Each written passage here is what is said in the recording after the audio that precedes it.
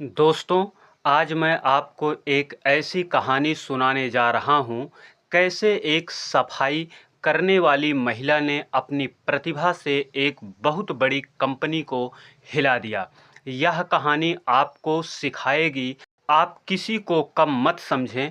अगर कहानी आपको अच्छी लगे तो वीडियो को लाइक करें, शेयर करें और हमारे चैनल को सब्सक्राइब करें।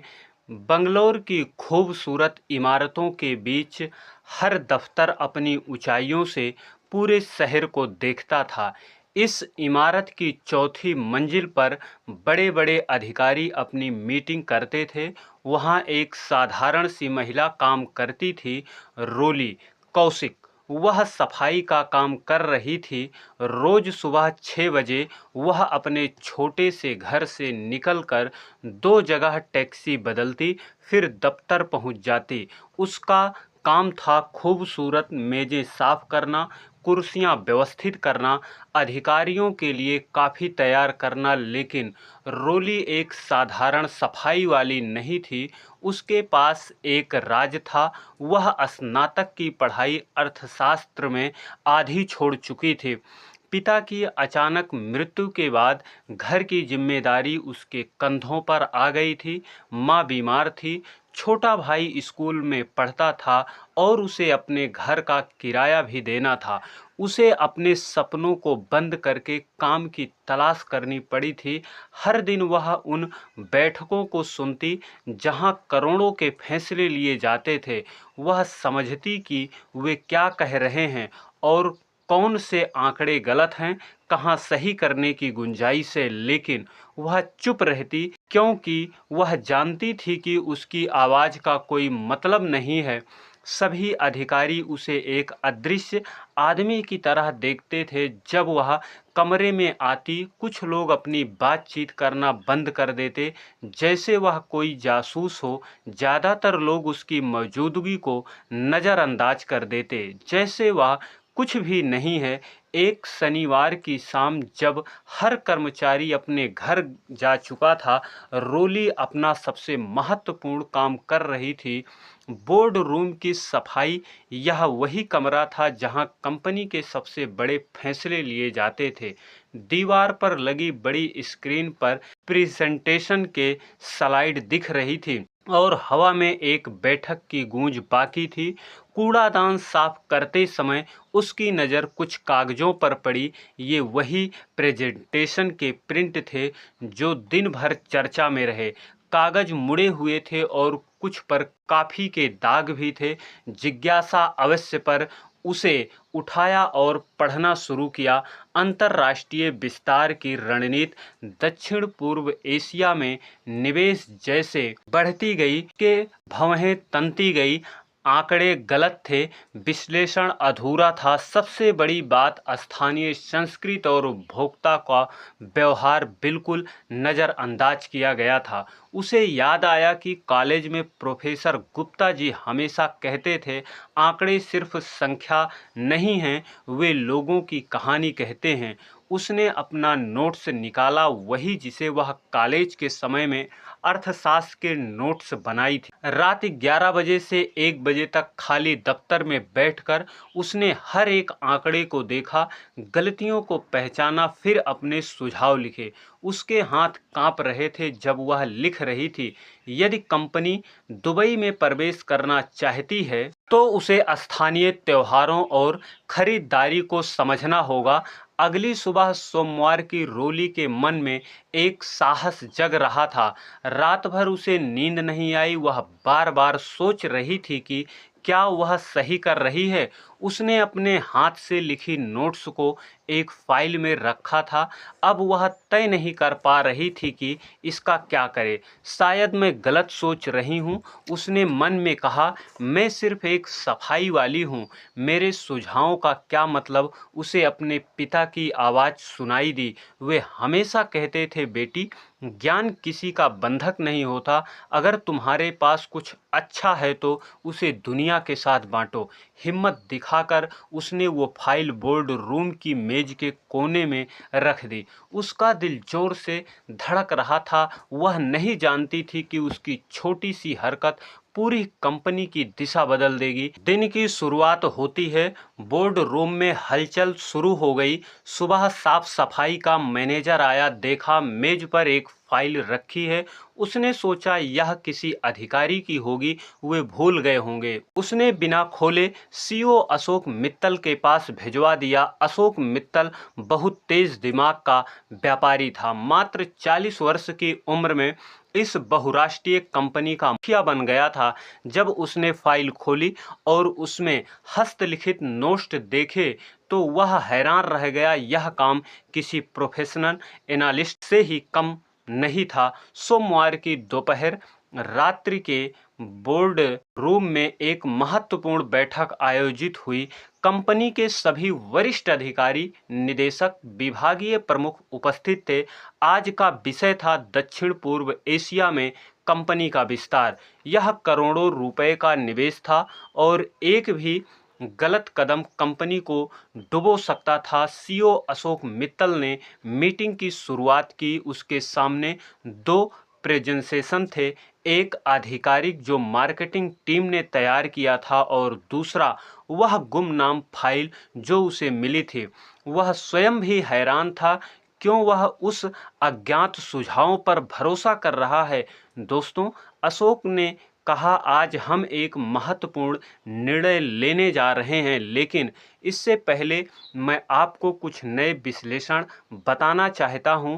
वह रोली के नोट्स के आधार पर प्रेजेंटेशन देने लगा। दुबई में हमारा दृष्टिकोण पूरी तरह गलत है। हमने स्थानीय त्योहार के खरीदारी को नज़रअंदाज किया है। प्रत्येक त्योहार के समय वहाँ की बिक्री 350% बढ़ जाती है।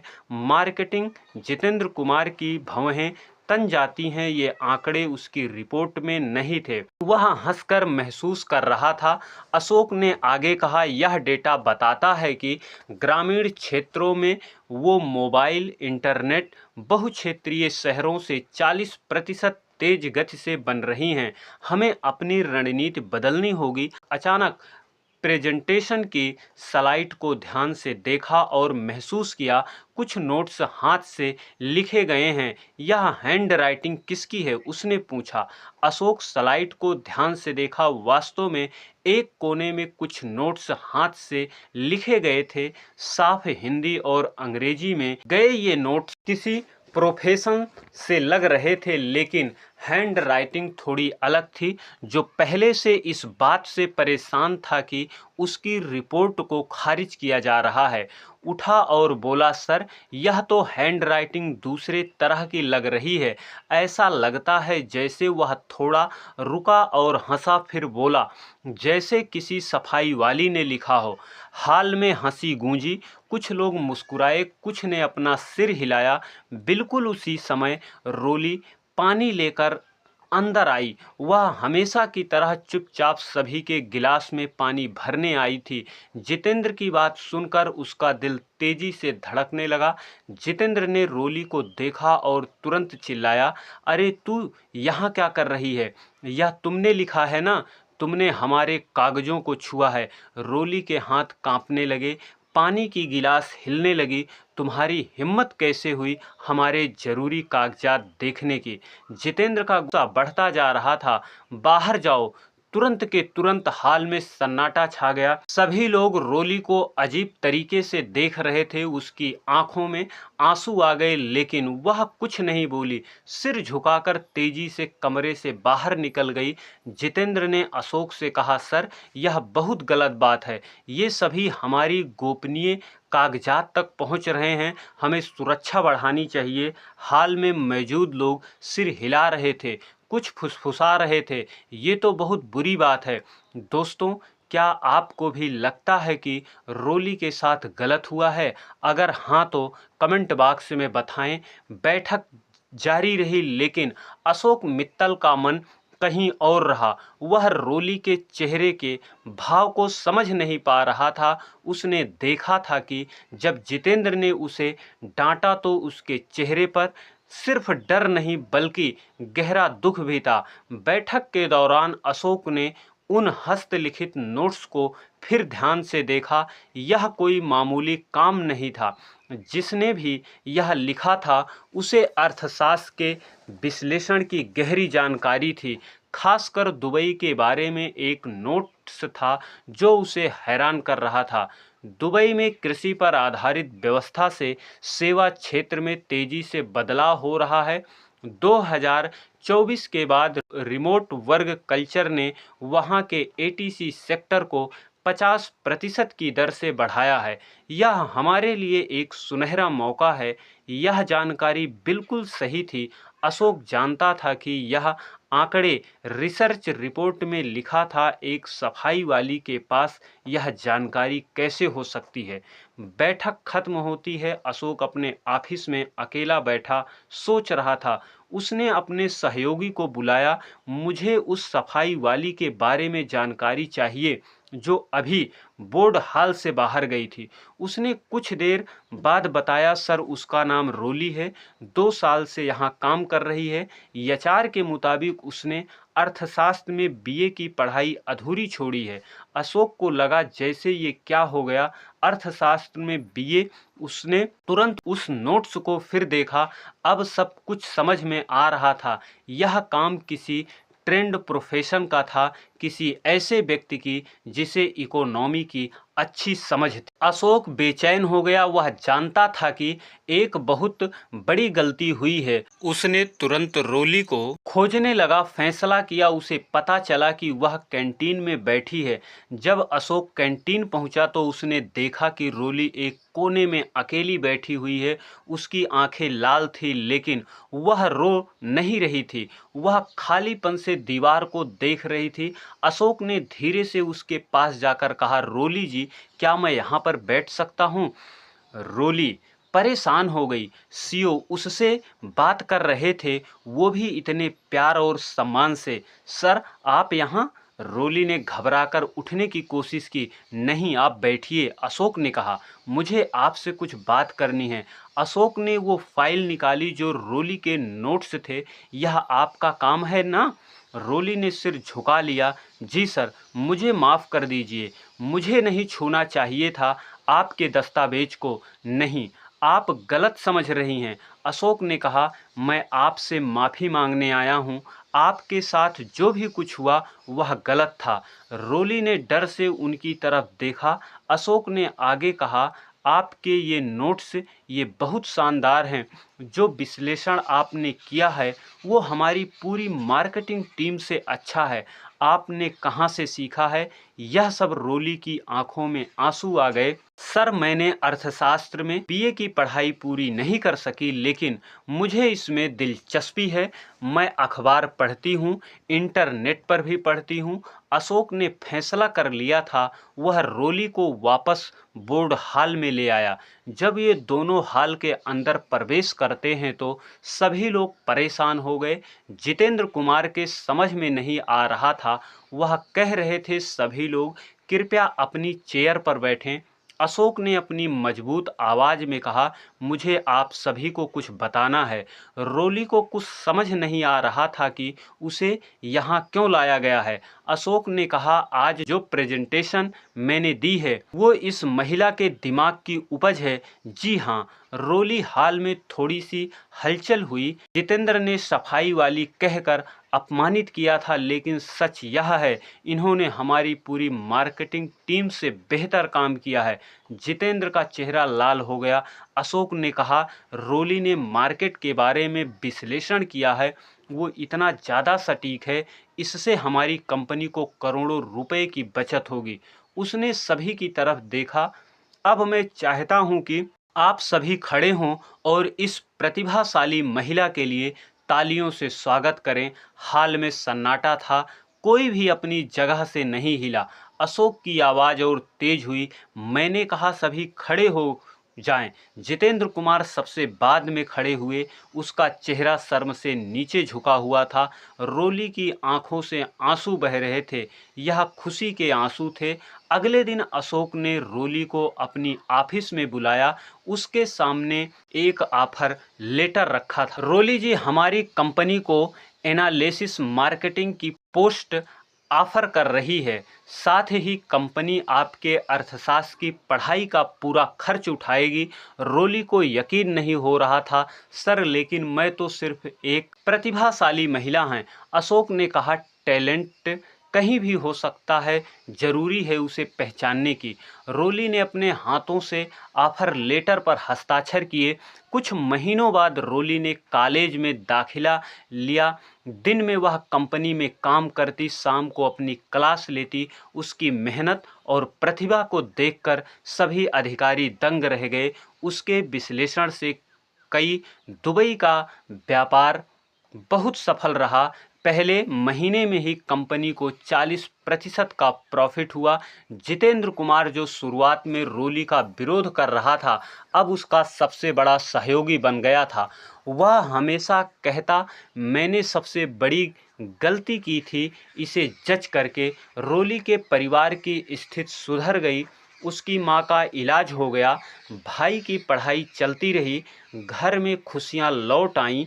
3 साल बाद कंपनी के मीटिंग रूम में एक और मीटिंग हो रही थी। इस बार मेज के मुख्य स्थान पर रोली बैठी थी। उसके सामने एक प्रेजेंटेशन तैयार था। भारत में रूरल ई कॉमर्स की संभावनाएं। रोली ने अपनी ग्रेजुएशन की पढ़ाई पूरी कर ली थी। अब वह सीनियर एनालिसिस थी। उसके विश्लेषण पर कंपनी के कई बड़े बड़े फैसले लिए जाते थे। आज वह एक नई योजना प्रेजेंट करने वाली थी, जो छोटे गांव में ई कॉमर्स ले जाने के बारे में थी। रोली ने अपनी प्रेजेंटेशन शुरू की। आज मैं आपको बताना चाहती हूँ, भारत के गांव में इंटरनेट की पहुँच एक नया बाजार बना रही है। उसकी आवाज़ में आत्मविश्वास था। वही रोली जो कभी रोकर चुप हो जाती थी, आज वह पूरे बोर्ड को संबोधित कर रही थी। प्रेजेंटेशन के बाद सभी ने तालियां बजाई। अशोक मित्तल ने कहा, रोली जी, यह योजना शानदार है, हम इसे तुरंत लागू करेंगे। मीटिंग के बाद रोली को एक कॉल आई। दूसरी तरफ से आवाज़ आई, मैं दिल्ली के इकोनॉमी डिपार्टमेंट से बोल रहा हूं। आपके research paper rural digital economy in India को हमारी जर्नल में पब्लिक करने के लिए सिलेक्ट किया गया है। रोली की आंखों में आंसू आ गए। वह उस दिन को याद कर रही थी जब उसे बोर्ड हॉल से निकाला गया था। शाम को जब वह अपने नए ऑफिस में बैठी थी तो उसने अपने आईडी कार्ड को देखा। उस पर लिखा था, रोली सीनियर स्टैटिक एनालिसिस्ट। वह मुस्कुराई, अपने पुराने नोट्स को खोला, वहीं जिसमें अपने पहले सुझाव लिखे थे। पहले पेज पर उसके पिता के शब्द लिखे थे, बेटी, ज्ञान किसी का बंधक नहीं होता। आज वह समझ गई थी कि प्रतिभा और मेहनत किसी भी हालात को बदल सकती है। ज़रूरत है बस मौके की पहचान करने की और हिम्मत जुटाने की। रोली ने अपनी पेज पर फोटो देखी। उसका परिवार जो अब खुश था, उसकी माँ स्वस्थ थी, भाई डॉक्टर बन गया था, घर में सुख शांति थी। अंत में रोली ने अपनी डायरी में लिखा, कभी किसी को छोटा मत समझना, हर एक व्यक्ति कुछ ना कुछ खास होता है, बस ज़रूरत है उसे निखारने और पहचानने की। दोस्तों, रोली की इस इंस्पायरिंग स्टोरी से क्या सीख मिली, कमेंट में बताएं। आपने कभी किसी का अपमान तो नहीं किया। वीडियो को लाइक करें, शेयर करें और चैनल को सब्सक्राइब जरूर करें। बेल आइकन भी दबाएं। यह कहानी हमें सिखाती है कि प्रतिभा किसी भी रूप में कहीं भी हो सकती है। ज़रूरत है सिर्फ पहचानने और सम्मान देने की, क्योंकि हर व्यक्ति कुछ ना कुछ खास होता है। कभी किसी को उसके हालात या परिस्थिति पर उसे नहीं आंकना चाहिए। सफलता सिर्फ डिग्री से नहीं मिलती, बल्कि मेहनत और ईमानदारी, काम के प्रति समर्पण से मिलती है। रोली ने साबित कर दिखाया, यदि आप में कुछ है और आप मेहनत करने को तैयार हैं तो कोई भी आपको रोक नहीं सकता।